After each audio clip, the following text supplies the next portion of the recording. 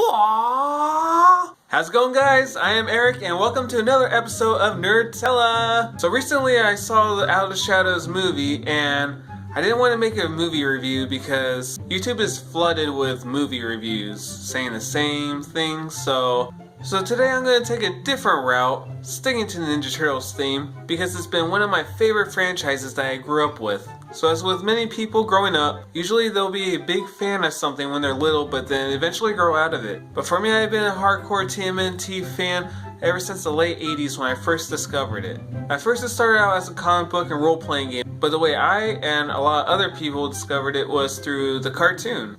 But the one I'm talking about is the original. And yes, I have just about all the original cartoons on these DVDs. So ever since I was little, every birthday and Christmas I had, everyone always got me Ninja Turtles. It was the easiest route. Ninja Turtles had the best toys growing up. With the Turtle Blimp and the Technodrome, I remember even going to the store with my parents and I would just want anything that had Ninja Turtles on it. I remember just sitting down watching cartoons.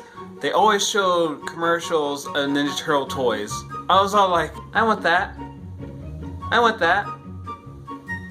I want that.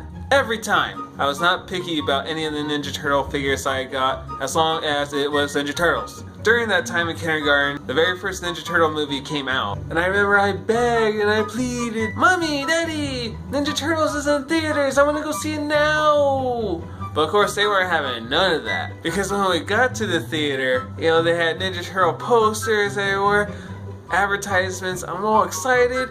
And then we went and saw Ernest Goes to Camp, or one of those Ernest movies. I liked Ernest, but come on, over Ninja Turtles? Their first film? Come on, Mommy, Daddy, what were you thinking? And even for Halloween, around first grade, I dressed up as Leonardo. Before that was Raphael. And we didn't have those full body suits like they do now. No, we had a bandana with a rubber green nose, weapons, and then a belt buckle with the letter on it, and colored bands that go on your shoulders and knees.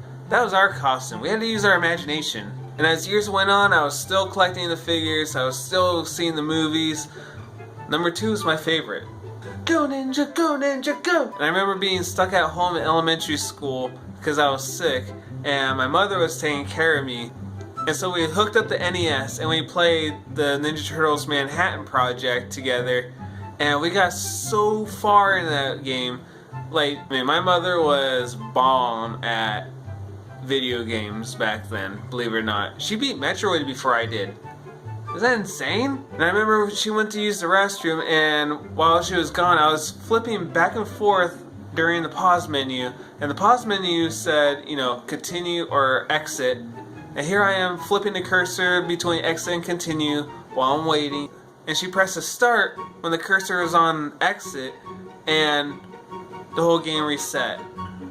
I was so devastated. The Super Nintendo came along. One of the greatest Super Nintendo games came out, which was Ninja Turtles, Turtles in Time. So as time went by, they remade the Ninja Turtle movies, TV shows.